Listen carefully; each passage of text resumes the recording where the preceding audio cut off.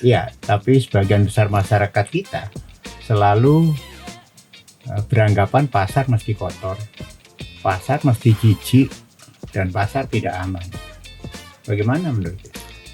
Ya, terima kasih. Tidak kita tutup mata, memang selalu kami melakukan perbaikan tentunya, karena memang salah satu program kami adalah mewujudkan pasar di Kabupaten Gresik itu tadi yang nyaman, aman, asri, dan sehat tentunya. Itu yang jadi persoalan, apakah jenengan sudah bekerja sesuai dengan standar yang ditetapkan? Pasar yang bersih, pasar yang sehat, pasar yang aman. Ya, terima kasih. Memang belum sempurna, Gus, tapi setiap tiap tahun mesti kita tingkatkan.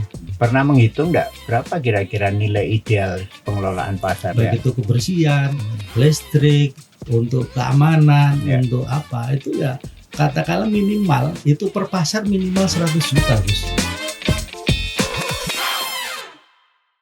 Assalamualaikum warahmatullahi wabarakatuh. Waalaikumsalam. Salam jumpa lagi di podcast Ngopi Disik, Ngobrol Pagi Dialog Gresik, yang menampilkan berbagai persoalan Kabupaten Gresik. Dan akhir-akhir ini yang paling banyak diperbincangkan orang adalah terkait dengan polemik pedagang Pasar Baru Gresik yang kabarnya akan memboikot pembayaran retribusi karena sepinya pengunjung di Pasar Baru Gresik. Dan kemarin kita sudah berbincang dengan Ketua Paguyuban Pasar Baru Gresik. Hasil yang diperoleh redaksi tentu perlu dikonfirmasi pada pihak-pihak yang terkait. Salah satunya Satpol PP. Sedianya hari ini saya mengundang Kepala Satpol PP, Pak Sinaga. Hanya saja beliau berhalangan hadir karena ada rapat persiapan Natal. Maka hari ini saya hadirkan Kepala UPT Pengelolaan Pasar Baru Gresik yang hadir pada malam hari ini dan sudah di studio. Mari kita sapa saja Pak Mu'anam SH. Assalamualaikum Pak Mu'anam. Waalaikumsalam warahmatullahi wabarakatuh. Sehat-sehat saja? Alhamdulillah. Pusing kepala. Siap. Ya, Pak Mu'anam SH. Ini adalah Kepala UPT Pengelola Pasar Baru Gresik yang membawai 7 pasar. Iya. Jadi beliau ngurusi banyak sekali pasar. Mudah-mudahan Pasar Baru Gresik yang sekarang lagi bergejolak mendapat perhatian cukup dari beliau. Karena kalau yang diurusi banyak tentu banyak hal yang harus dipikirkan. Baik, Pak Mu'anam, tahu nggak akan ada boikot oleh teman-teman pedagang pasar? Terima kasih Gus. Jadi teman-teman pasar, terutama paguyuban selalu koordinasi, termasuk ada rencana boikot retribusi juga sudah dengar kami dari UPT pasar juga sudah mendengarnya. Artinya bisa dipahami terkait aksi mereka atau sebetulnya ada hal yang perlu disampaikan dari UPT? Oke, terima kasih. Sebelumnya kami sampaikan bahwasanya harus kita pahami terkait dengan posisi kami adalah selaku Kepala UPT Pengelolaan Pasar Kabupaten Gresik. Jadi intinya kami tadi sudah sedikit jelaskan, sudah membawai 7 pasar daerah yang dikelola pemerintah daerah Gresik. Kemudian saya memaknai teman-teman paguyuban, pedagang terutama dalam hal ini adalah pasar baru. Saya sangat menghormati, saya juga sangat menghargai karena memang selama ini posisinya teman-teman paguyuban, pedagang dengan kita pengelola pasar adalah sama. Jadi saya menganggap ini adalah saudara-saudara saya, teman-teman saya, karena memang dari teman-teman ini, dari saudara-saudara pedagang pasar ini yang tergabung dalam paguyuban pedagang sangat membantu kami. Artinya apa membantu itu baik secara retribusi, secara hak dan kewajibannya. Bila teman-teman pedagang harus membayar retribusi, tetapi juga hak-haknya juga selalu kita penuhi. Ya, artinya kan tidak sama. Tidak sama artinya pedagang pasar berkewajiban membayar retribusi, sementara sampean menerima retribusi, sampean punya kewajiban untuk memelihara pasar. Sebetulnya teman-teman hanya pengguna saja, penerima manfaat itu. Betul, betul. Ya, Jadi sekali lagi ini terkait dengan retribusi, memang kami juga memahami retribusi ini adalah merupakan bentuk pelayanan, pembayaran ya, pelayanan atas pelayanan penggunaan ya. suatu, kebetulan ini pasar, jadi menggunakan stand pasar yang dikelola oleh pemerintah daerah, sehingga tempat-tempat pasar itu kita ada kewajiban untuk membayar retribusi yang sudah ditetapkan oleh aturan. Gitu. Ada standarnya enggak? Bahwa stand pasar tuh harus seperti apa? Ada Gus, kami juga di perda kami juga ada perda tentang pengelolaan pasar daerah, Ya. termasuk dengan itu juga ada lagi nama pasar sehat. Tentunya dari beberapa standar pasar itu salah satunya adalah aman, sehat, bersih dan nyaman. Itu juga menjadi kewajiban kami untuk selalu mengelola pasar secara demikian itu Gus. Ya, tapi sebagian besar masyarakat kita selalu beranggapan pasar mesti kotor, pasar mesti jijik, dan pasar tidak aman. Bagaimana menurut Anda? Ya, terima kasih. Tidak kita tutup mata, memang selalu kami melakukan perbaikan tentunya, karena memang salah satu program kami adalah mewujudkan pasar di Kabupaten Gresik itu tadi yang nyaman, aman, asri dan sehat tentunya itu, sehingga memang kondisi itu bahkan di semua kota, kalau kita melihat sebuah pasar itu bahkan bisa dikatakan sebagai wajahnya kota itu ya pasar. Yang pertama kali dia itu pasar, sehingga memang kami berupaya semaksimal mungkin, apalagi dibantu oleh memang kerjasama kita dengan paguyuban terutama di Pasar Baru sudah bagus. Tetapi memang karena memang ada isu untuk boykot retribusi ini kan berawal, ya mungkin saya langsung ke sana, berawal dari di tahun 2024 itu kita memang melaksanakan peraturan daerah nomor 8 tahun 2023 itu terkait dengan pajak daerah dan retribusi daerah, di mana salah satu poin daripada Perda 8 2023 itu adalah terkait dengan kenaikan retribusi pasar, yang kebetulan retribusi pasar ini masuk di jasa umum, sehingga salah satunya adalah pelayanan pasar itu yang kita naikkan itu, sehingga mungkin yang Perda yang terakhir itu kan Perda 4 2011 sudah terlalu lama, sudah hampir 20 tahun lebih, itu tidak update, sehingga memang di antara beberapa daerah di sekitar kami, Lamongan, Sidoarjo maupun bahkan Surabaya, kita tidak membandingkan dengan Surabaya ataupun Malang, yang daerah saja itu memang kita harus menyesuaikan terkait dengan retribusi. Itu awal mulanya Gus. Ya, tapi teman-teman pedagang, apa yang kita perbincangkan tidak pernah merasa keberatan terkait dengan tarifnya. Yang jadi persoalan, apakah jenengan sudah bekerja sesuai dengan standar yang ditetapkan? Pasar yang bersih, pasar yang sehat, pasar yang aman. Ya, terima kasih. Memang belum sempurna, Gus, tapi setiap tiap tahun mesti kita tingkatkan.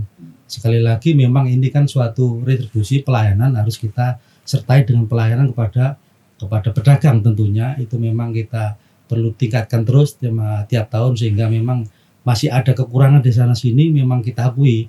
Tapi mungkin itu banyak hal, banyak kendala kenapa belum maksimal, ya memang kita butuh waktu untuk memperbaiki itu, karena memang salah satu tugas kita melayani pedagang, melayani masyarakat adalah suatu kewajiban kita, sehingga dari beberapa unsur tadi tentunya semakin tahun akan kami tingkatkan. Tentunya tidak bisa serta-merta langsung bagus, tapi kita butuh waktu Gus. Tentunya sekali lagi tanpa bantuan dari teman-teman pedagang, terutama paguyuban, tidak bisa jalan. Itu mungkin yang kita sampaikan di sini. Ya. Dari standar yang ditetapkan pemerintah terkait dengan pasar yang bersih, aman, dan lain sebagainya, sampean sendiri menilai kinerja sampean sudah sampai di mana? Terkait dengan tupoksi kami di pasar itu kan dibantu oleh beberapa teman, baik itu ada petugas kebersihan, ada petugas retribusi terkait pelayanan, ada petugas dengan pengawasan kebersihan, ada petugas keamanan. Secara umum saya nyatakan kondisinya baik-baik saja, karena memang di support kami, kebetulan kami itu kan mengelola 7 pasar dengan SDM kami. SDM kami terdiri dari 22 PNS, sekitar 48 THL, tenaga THL itu dari total ada 70 sekian. Itu memang untuk ideal untuk mengelola 7 pasar memang masih kurang, Gus. Tapi dengan kondisi SDM semacam itu tetap kita maksimalkan. Tentunya tadi sudah sesuai dengan tupoksinya masing-masing. Contoh kalau di pasar baru itu kami ada 3 shift, keamanan itu juga 22, kemudian kebersihan juga 3 shift, itu juga masih kurang tenaganya sama. Hampir di semua pasar memang kondisinya semacam ini. Memang ini juga masih menunggu kebetulan untuk terkait penambahan SDM. Kebetulan akhir ini ada perekrutan P3K itu kemarin kami juga mendapat tambahan ada 4 personil untuk membantu kami di pasar. Insya Allah nanti ke depan dengan penambahan SDM akan semakin lagi meningkatkan pelayanan termasuk kebersihan, keamanan dan sebagainya. Punya standar enggak? Kira-kira sampai kapan bisa sampai pada titik standar yang ditetapkan? Kami punya SOP, Gus, ya. Kita punya standar operasional, baik itu semua, baik itu kebersihan, keamanan. Itu memang sekali lagi kami sampaikan belum sempurna itu. Kita masih tahap dalam peningkatan itu karena memang salah satunya adalah disamping dengan SDM yang kita sampaikan juga. Ya mohon maaf karena kami belum didukung sepenuhnya dengan anggaran yang memenuhi. Anggarannya kecil sekali. Bisa kami sampaikan di forum ini masih kurang, Gus. Masih kurang ya. Untuk mengelola 7 pasar, berapa yang didapat? Terkait dengan anggaran di tahun 2025, kami total di UPT Pasar itu mengelola di tahun 2025 itu mengelola jumlah totalnya dari APBD dan APBN. Yang dari APBD itu ada 121 juta sekian untuk 7 pasar. Ya, kemudian ada lagi support dari APBD untuk mensupport DAK itu 550 juta, Gus, harus kami sampaikan. Terus ada lagi dari DAK pusat itu 30 M. Tapi ini kan khusus untuk pembangunan di salah satu pasar, yaitu di Pasar Sedayu. Yaitu yang untuk 7 pasar ya cuman 121 juta sekian tadi, Gus. Pernah menghitung enggak berapa kira-kira nilai ideal pengelolaan pasar? Pengelolaan pasar dengan jumlah 7 pasar dengan harus mengelola baik itu kebutuhan sehari-hari, baik itu kebersihan, listrik, untuk keamanan, untuk apa itu ya katakanlah minimal itu per pasar minimal 100 juta, Gus. Per pasar. Per pasar minimal. Berarti setidaknya butuh 700 juta sampai dengan 1 M. Sampai 1 M. Karena apa, Gus? Ini yang kami dapatkan atau yang kita kontribusikan pada pendapatan asli daerah, kita bisa menyumbang setiap tahun di atas 2 miliar. Di tahun 2022 kami bisa menyumbang 2,1, di tahun 2023 2,3 M, di tahun 2024 kemarin 2,065 miliar. Dan itu tidak sama sekali berimbas pada pelayanan. Pendapatan yang begitu besar, pelayanan juga tidak akan maksimal ternyata. Karena hanya dikucurkan anggaran 10% dari yang dibutuhkan.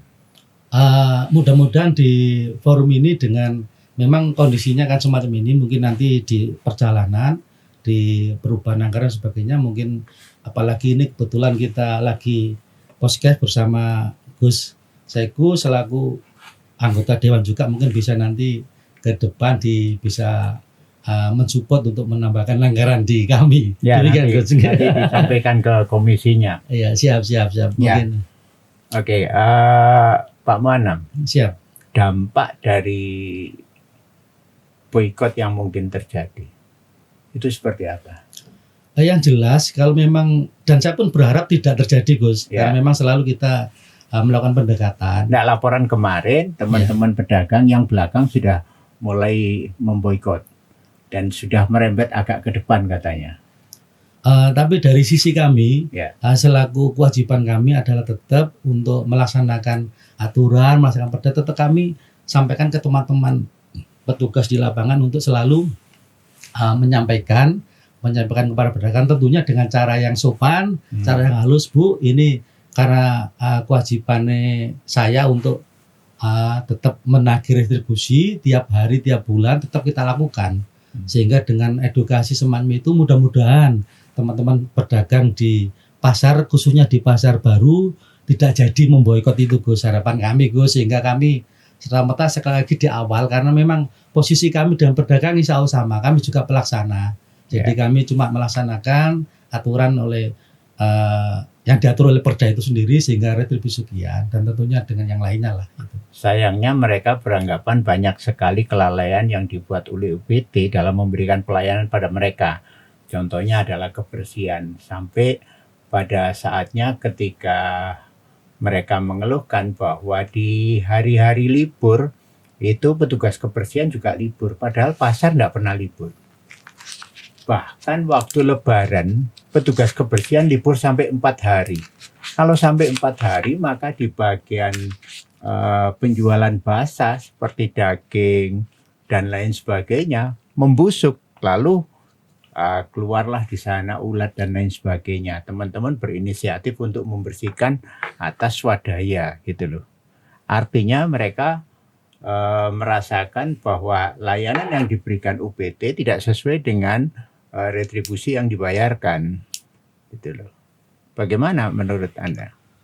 Memang benar kalau hari libur petugas kebersihan juga libur? Tidak benar Gus, kami kan memang selalu ada istilahnya sip-sipan ya itu. Kebetulan kami sampaikan di forum ini juga terkait dengan pasar baru itu kondisi SDM-nya ada 8 ASN dan juga 8 TL, dari total 16. Idealnya kami butuh 19 minimal. Rinciannya seperti apa? Yaitu tadi untuk kebersihan 2 kali 3 6, keamanan 2 kali 3 juga 6, 16, retribusi juga sip-sipan itu juga 6, jadi kan 6 kali 3 18. Itu kemudian ada petugas retribusi, ada petugas administrasi terkait rekapan retribusi, juga ada 1 koordinator. Itu kebetulan di kami memang idealnya kita masih kurang tenaga, terutama keamanan dan kebersihan kurang. Dan itu artinya bahwa UPT bisa dibenarkan kalau tidak memberikan layanan? Tidak sebetulnya benar Gus, karena memang sudah kita, dan memang kalaupun ada telat ataupun sesekali ada petugas kami yang tidak masuk izin karena ada kebutuhan keluarga, ya itu juga kita maklumi. Tetapi ada teman lain yang mensupport tentunya, tetapi mungkin tidak seperti biasanya kalau tenaganya full itu. Tapi lebaran memang mereka libur? Tidak Gus, gantian Gus, gantian. Tapi yang jelas pada kenyataannya mereka mengatakan petugas kebersihan libur sampai 4 hari waktu lebaran, sehingga di bagian ikan dan daging itu membusuk. Mereka gerah dengan itu lalu melakukan upaya sendiri untuk itu, ya kan? Nah, ada enggak pernah tahu kepala UPT persoalan semacam ini? Kami mengetahui dan memahami Gus, kan kadang-kali teman-teman kan sudah komunikasi yang baik. Ada sekarang itu kan sudah zamannya medsos ya. Kalau memang ada sampah numpuk aja langsung dikirim ke kami videonya. Kebetulan di situ kan ada koordinatornya pasar, tidak langsung ke koordinator tapi langsung ke kami di dinas, ke dinas itu langsung. Kayak contoh kemarin ada hujan sangat deras, gersihkan malam hujan deras, ada talang sampai amber gitu, di video sama disampaikan ke kami. Tapi sudah itu kita tindak lanjuti sebatas yang bisa kami lakukan. Kalau ada talang bocor kita butuhkan paginya, tentunya tidak malam itu juga. Termasuk kebersihan mesti langsung saya komunikasikan, dan itu saya terima kasih pada teman-teman pedagang mesti melaporkan ke saya sehingga saya tahu gitu loh, yang di dinas itu tahu. Termasuk beberapa barang pedagang yang hilang. Ada kehilangan juga disampaikan, dilaporkan. Artinya apa peran bagian keamanan kalau memang ternyata tidak secara efektif memberikan keamanan pada pedagang?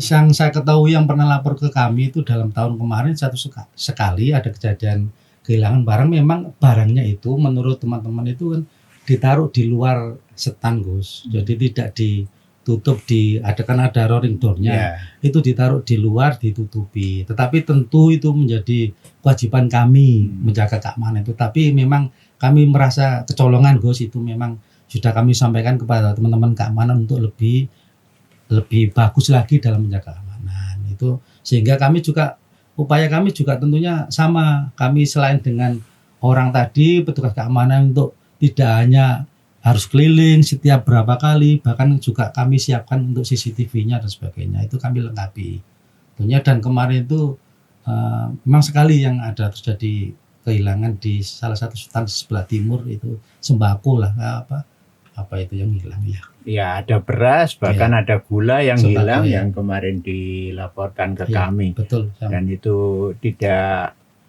belum punya solusi dari UPT. Karena menurut laporan mereka ya, yang bagian jaga itu Pak, kalau sudah ceklo langsung ngopi gitu loh. Tidak ada kegiatan keliling itu tidak ada. Kenapa seperti itu? Tidak sepenuhnya benar Gus. Kami juga ke lapangan itu setiap mesti dari keliling juga saya keliling. Mungkin kebetulan waktu itu memang kecolongan tadi memang sekali itu memang, dan saya klarifikasi ke sana, memang posisinya memang ditaruh di luar setannya, sehingga saya ingatkan, Mas tolong keamanan juga disampaikan ke pedagangnya untuk menyimpan barangnya itu lebih baik lagi. Tentunya kami tidak pernah menyalahkan pedagangnya dalam hal ini. Kedepannya biar lebih sama-sama berhati-hati, tentunya juga keamanan juga lebih waspada lagi itu. Ya, dibanding yang dulu, yang katanya teman-teman pedagang dulu itu Pak, kita tutup terpal saja sudah aman semuanya. Sekarang malah tidak aman gitu loh. Ada apa ini? Ya, itu saya tadi juga menyampaikan, memang pernah di tahun kemarin sekali kejadian itu Gus, dan tentunya itu sebagai evaluasi kami, mudah-mudahan ke depan tidak terjadi lagi. Dan tentunya kami juga mengoptimalkan teman-teman di pengelola di Pasar Baru. Kami kebetulan kan juga kebetulan di pasar-pasar lainnya alhamdulillah baik-baik saja, di 7 pasar daerah lainnya itu baik-baik saja. Di kota yang parah. Iya, yang bahasanya bukan yang parah gitu Gus ya. Parah ya. Enggak. Ada kasus lah. Ya, ada kasus itu. Ya. Ada kasus gitu Gus ya. Ya. Kalau kondisi saat ini ya, dari nilai ideal yang mesti dicapai, berapa persentase sekarang kondisinya? Terkait dengan retribusi. Terkait dengan kondisi pasar saat ini. Kondisinya baik retribusi maupun ya. Ya semua, sampean kan tadi kita sudah bicara tentang kondisi ideal sebuah pasar, ya kan. Kalau kondisi sekarang dibanding dengan kondisi ideal, berapa persen capaiannya? Kalau dari kami menganggapnya lah antara 70-80 Gus. 70-80. Ya, masih memang belum. Tadi kan ada beberapa kendala tersampaikan, baik itu SDM maupun anggaran tadi yang perlu disupport lagi untuk menjadikan ideal tadi Gus ya, 70-80% Gus. Ada target kapan ideal itu bisa dicapai? Ya insya Allah semakin ke depan, tahun-tahun ke depan, dengan tadi support dengan sudah ada tambahan tenaga, ada tambahan dengan anggaran, ada tambahan juga pengelolaannya lebih baik lagi teman-teman dan sebagainya, sehingga di 2-3 tahun ke depan sudah bisa terlihat Gus perkembangannya itu, karena tadi ada beberapa kendala yang mungkin sudah disupport tadi. Ya, terkait dengan aksi boikot yang direncanakan teman-teman pedagang, dan kemarin pernyataan dari Ketua Paguyuban bahwa los pasar yang belakang sudah praktis mereka menghentikan retribusi dan sekarang sudah merembet agak ke stand-stand yang di depan. Nah, ini bermula dari PKL. Dan menurut tupoksi yang ada, tupoksi UPT Pasar Gresik, salah satunya melakukan penataan. Bukankah penempatan PKL itu bagian dari penataan pasar? Ya, terima kasih Gus. Sebelumnya bukan kami terkait dengan penataan yang dimaksud di sana, salah satu tupoksi UPT pengelola pasar itu adalah menata yang ada di dalam pasar, Gus. Oke. Jadi kalau melihat kondisi sekarang itu PKL itu kan bukan hanya di depan pasar, Gus. Ya. Jadi PKL itu sepanjang jalan Gubernur Suryo sampai dengan jalan Osman Osman Sadar. Sadar sampai dengan perempatan itu, Gus. Jadi memang itu tugas kita bersama. Ya. Sekali lagi kami juga memahami teman-teman pedagang sebetulnya mungkin kenapa ada boykot retribusi. Kalau menurut penilaian kami bukan karena salah satunya bukan hanya karena ada kenaikan retribusi di tahun 2024 kemarin, tapi kami juga memahami karena memang ada tadi juga disampaikan kami karena memang faktor PKL di sepanjang Gubernur Suryo sampai dengan Mas Sadar itu. Lah itu kami sudah mengupayakan tentunya bersama-sama dengan OPD terkait, dan ini kami sampaikan juga kami juga operasi bersama-sama malam, tetapi memang Bu, saya juga memahami belum maksimal juga kami memahami karena memang tidak semudah itu memang tentunya, tetapi karena memang yang di luar-luar sepanjang jalan Gubernur Suryo dan juga Osman Sadar itu mohon maaf itu bukan kewenangan kami, tetapi kami tentunya imbasnya ke kami juga, tetapi kami juga harus mensupport itu. Akhirnya kita juga bersama-sama untuk melakukan operasi itu sudah kita lakukan beberapa kali. Kami juga kalau ada keluhan dari pedagang juga kami bersurat kepada teman kami di Satpol PP sama di Sub, kami juga bersama-sama, tetapi mungkin dari sisi pandang teman-teman pedagang belum maksimal hasilnya itu juga kami sudah berupaya, mudah-mudahan ke depan bisa lebih maksimal lagi hasilnya, Gus. Tapi sudah upaya-upaya itu sudah kita lakukan. Ya. Dan kami tidak tutup mata lah. Gitu. Ya, artinya upaya sudah dilakukan, sementara di pihak lain pedagang pasar mengatakan bahwa upaya yang dilakukan itu menjadi tidak berarti karena setiap rahasia mesti bocor. Setiap rahasia mesti bocor. Mereka cerita bahwa pedagang pasar itu punya pasar induk yang sama untuk kulaan. Nah, ketika kulaan mereka menemui teman-teman PKL yang biasa berdagang di luar pasar baru Gresik, itu mereka kulak cuma sedikit. Ketika ditanya kenapa kulaknya sedikit, mereka bilang nanti ada rahasia. Artinya rahasia itu bocor sampai sedemikian rupa, PKL semua juga sudah tahu kapan harus dirahasia. Apa artinya rahasia dengan cara semacam ini? Ya, ini sebuah masukan dan tentunya kami juga tidak sampai ke sana itu kok sampai sebegitunya lah. Itu mohon maaf, ini mungkin masukan kami akan tentunya kita koordinasikan dengan OPD-OPD terkait. Oh ternyata ada kemungkinan bahwasanya operasi itu bocor dan sebagainya. Itu nanti kita tentunya tidak hanya kami, apalagi kami ini kan pengelola pasar ya, di pasarnya tentunya imbasnya juga ke kami, tentunya kami juga bareng-bareng berkoordinasi dengan OPD terkait untuk bagaimana menyelesaikan PKL ini. Kami juga sangat setuju sekali kalau memang PKL itu ditata sebagian rupa di mana itu, kami juga sangat setuju, dan kami kalaupun kebetulan kalau memang dibutuhkan di mana gitu kami juga untuk siap untuk mensupportnya gitu. Sebetulnya kan PKL sudah disiapkan lahan di Pasar Krempeng, tapi itu tidak digunakan oleh para PKL. Sebetulnya pemerintah sudah menyiapkan di Pasar Krempeng, tapi itu tidak digunakan. Dan semuanya punya kesan bahwa terjadi pembiaran terhadap adanya PKL ini. Karena ini sudah lama bertahun-tahun berjalan. Kenapa seperti itu? Kalau dikatakan pembiaran tidak benar, Gus. Kami itu selalu, apalagi kan dibantu oleh teman-teman yang di depan itu dari Satpol PP mau disukan selalu. Kalau pagi itu ya kita selalu operasi. Tentunya dengan keterbatasan kami tidak mungkin 24 jam dan sebagainya itu ya.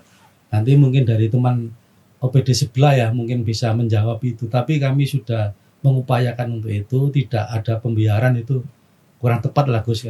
Kita juga ada upaya untuk menghalau itu, juga kami teman-teman di pasar juga membantu untuk kalau ada operasi itu. Ya, orang kan taunya bahwa kondisinya membandel, tidak secara efektif bisa menghilangkan PKL itu.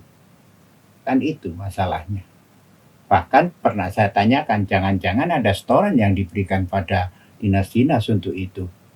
Semua pedagang menganggap begitu, Pak.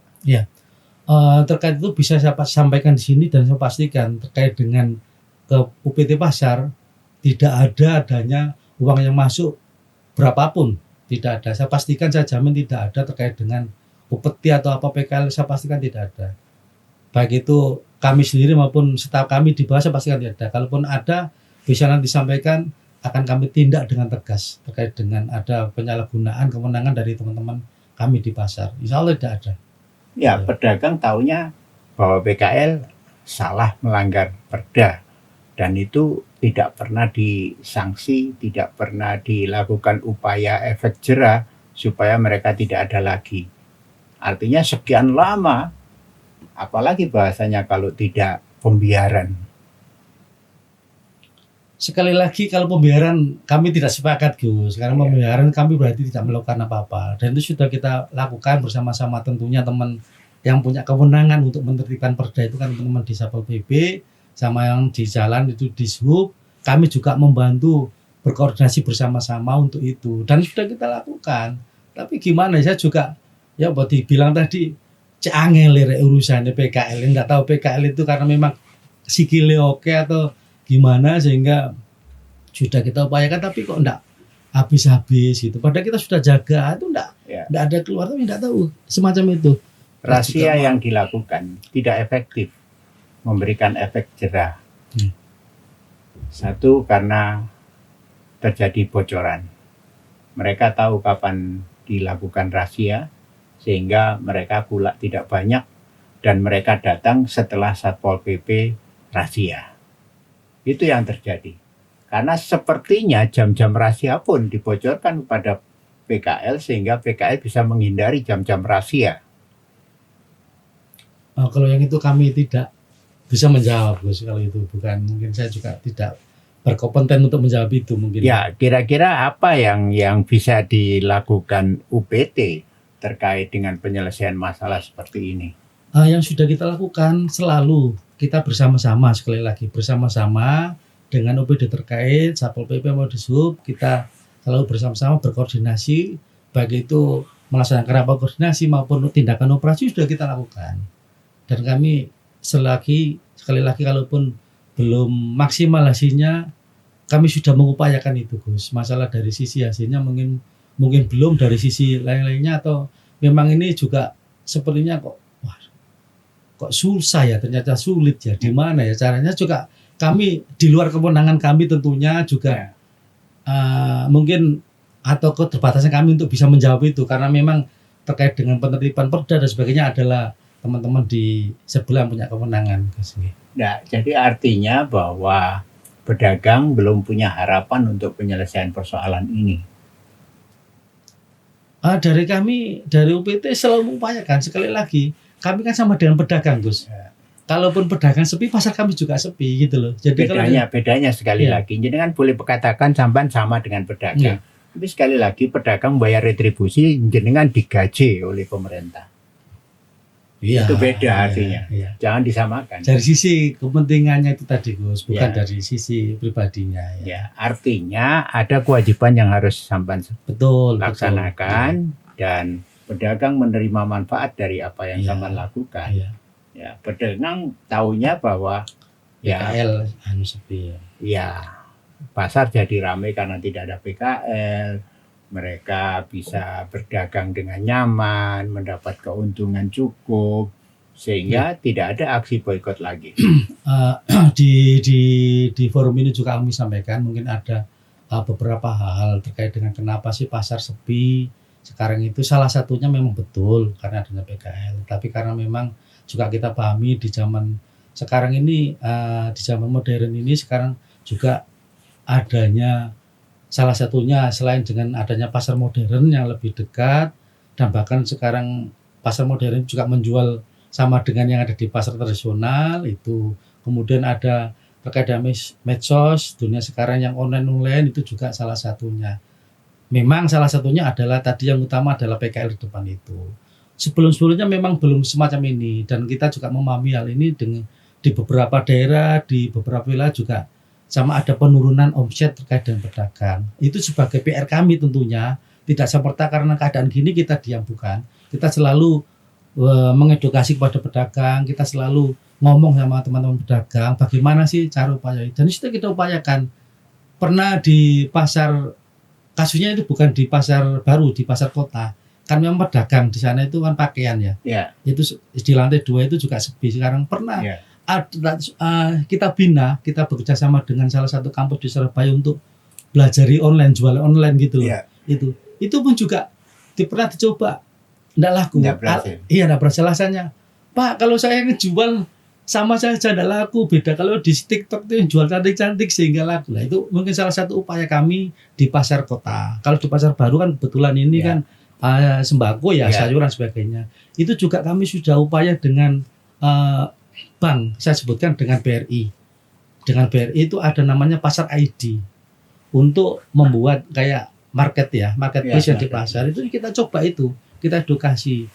Tapi sama, kita kalah bersaing dengan marketplace yang lainnya, kayak yang banyak sekarang lah. Ada Shopee, ada lainnya, itu kita kalah. Tapi sudah kita upayakan bersama BRI, pasar ID namanya itu. Kita juga sudah melalui dengan tadi terkait dengan digitalisasi pasar, kita juga sudah mengupayakan. Orang sekarang itu sudah malas bawa cash, ya kita siapkan kris. Digitalisasi pasar, kita siapkan kris di masing-masing, itu bekerjasama dengan Bank Jatim, sudah kita siapkan. Dan tentunya tidak mudah pedagang itu untuk beralih dari yang manual ke digital, itu tidak mudah. Tapi sudah kita mulai di pasar baru, bisa dilihat di sana. Tapi memang belum maksimal, belum 1%. Itu beberapa upaya kami tentukan. Salah satu tadi penyebabnya ya, selain memang PKL juga ada efek keadaan habis kemarin, memang setelah adanya COVID, pandemi itu juga pengaruh. Sebelumnya tidak ada masalah, Gus. Itu mungkin ini masalah bersama. Saya juga sangat terbuka, masukan-masukan tentunya dari berbagai lapisan. Ya apa sih pasar itu rame lagi seperti tahun sebelumnya. Saya juga banyak belajar ke pasar di luar daerah, sama. Ternyata di semua pasar daerah yang lain juga mengalami penurunan terkait dengan pendapatan. Situ, Gus. Artinya pasar kita tidak siap bersaing di kancah global. Ada beberapa faktor, Gus. Sudah kita upayakan karena memang salah satunya itu SDM, Gus. SDM pedagang juga mempengaruhi. Kebetulan di pasar baru itu kan sayur, sama di sayur buah itu sudah kita upayakan, dan memang kalah bersaing dengan marketplace yang lainnya, kayak Shopee, kayak Shopee itu bahasanya mereka lebih tidak tahu. Lah itu selalu kita perbaiki. Kita sering bekerja sama dengan itu untuk belajar supaya yang online ini bisa kami lakukan juga dengan baik. Belum lagi persaingan dengan tadi kami sampaikan dengan pasar-pasar modern, supermarket, minimarket. Sekarang yang dijual itu hampir sama yang di pasar, Gus. Ya, itu mungkin ada banyak faktor lah. Apalagi jaraknya sekarang semacam itu di depan pasar. Kenapa pemerintah tidak mengambil alih terkait dengan kebutuhan SDM ini? Misalnya pemerintah mewadahi semua sistem marketplace-nya. Pedagang tinggal sodorkan, saya pengen jual ini, jual ini.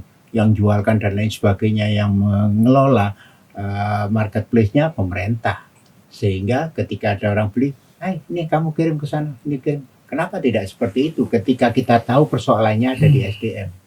Iya, salah satunya itu, Gus. Ya, salah satunya tadi sudah kita mencoba mengupayakan itu. Dan tentunya memang butuh waktu untuk itu, sehingga nanti kan banyak kebijakan juga tentunya untuk menyatukan beberapa SDM, sumber daya, baik itu dari pemerintah daerah sendiri.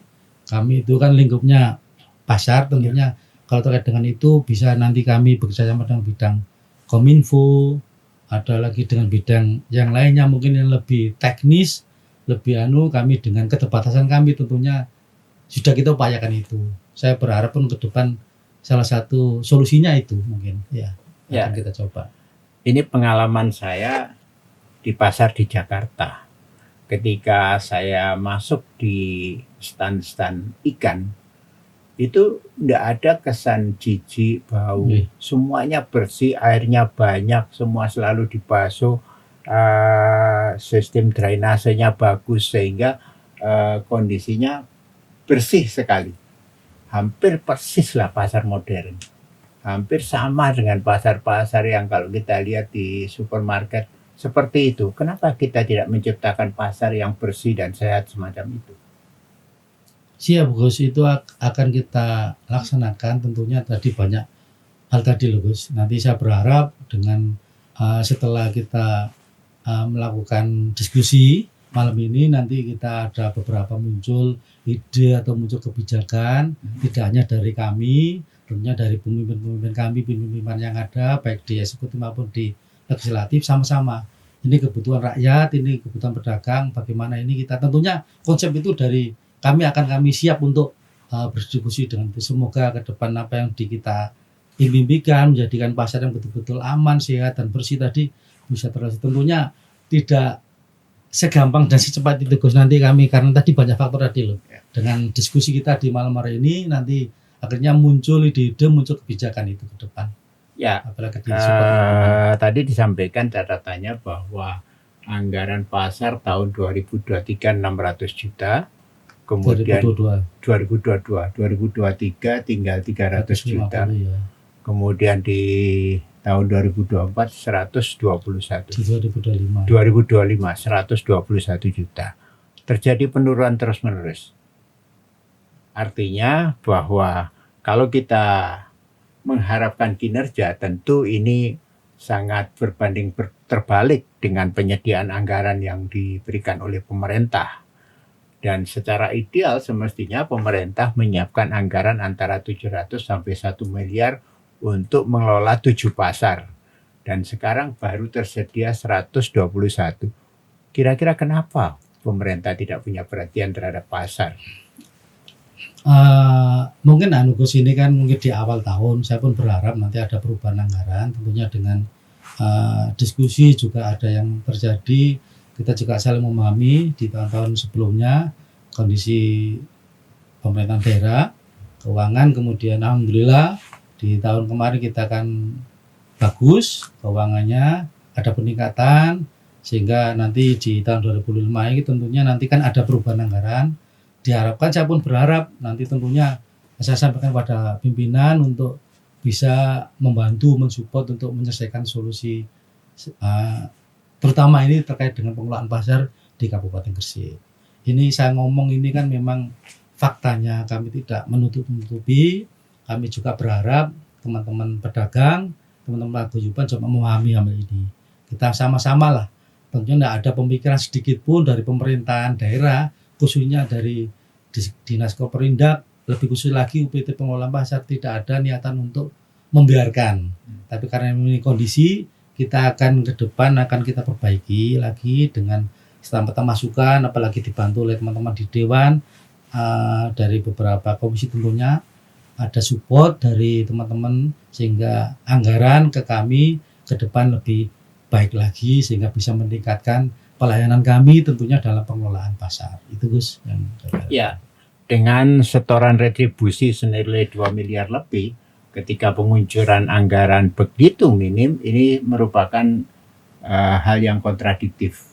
Artinya sama sekali tidak produktif untuk menghasilkan layanan kepada pedagang pasar. Harapannya ke depan seperti apa? Harapan kami tentunya ada perubahan anggaran yang disupport ke kami, diberikan, tadi disampaikan dengan kebutuhan kami sekian, potensi kita sekian, kan sudah real, fakta kami kan jelas, pedagang kami jumlahnya sekian, 4.000 sekian, sekian berapa, potensinya juga sekian sudah jelas. Tentunya untuk meningkatkan potensi itu juga harus disupport dengan anggaran yang cukup. Saya berharap dengan diskusi malam ini muncul kebijakan, setelah ini ada perubahan anggaran, tentunya kan nanti ada perubahan anggaran, jenengan juga perso nanti mungkin ada perubahan anggaran untuk dialokasikan ke kami sehingga untuk mewujudkan pengelolaan pasar tadi yang aman, sehat dan bersih bisa terwujud insya Allah Gus, itu Gus ya. Ya, di satu sisi penyediaan anggaran menjadi hal yang penting, di sisi yang lain kesimpulan diskusi kita hari ini adalah tidak bisa diharapkan peran pemerintah untuk menyelesaikan persoalan PKL. Benar enggak? Kurang setuju, kurang sepakat. PKL memang ada masalah di PKL dan sudah kita upayakan. masalah hasilnya mungkin butuh waktu. Saya dibantu oleh teman-teman OPD yang lain yang terkait bisa menyelesaikan ini gitu Gus. Kalau dari kami Gus. Sayangnya pedagang butuh hasil, Pak. Siap, Hasilnya siap. seperti apa? Itu yang dibutuhkan. Iya, Mudah-mudahan ke depan semakin baik lagi Amin, pasar-pasar kita, Siap, yaitu di siap. pasar Kabupaten Gresik, dan ke depan kita akan melihat pasar yang bersih, sehat, dan saling menguntungkan antara pemerintah daerah dan pedagang pasar. Terima kasih sudah menonton. Sampai ketemu pada podcast berikutnya yang kita akan berbincang dengan Satpol PP yang dianggap sebagai biang dari persoalan ini. Terima kasih. Sampai ketemu di podcast yang akan datang. Assalamualaikum warahmatullahi wabarakatuh. Waalaikumsalam warahmatullahi wabarakatuh.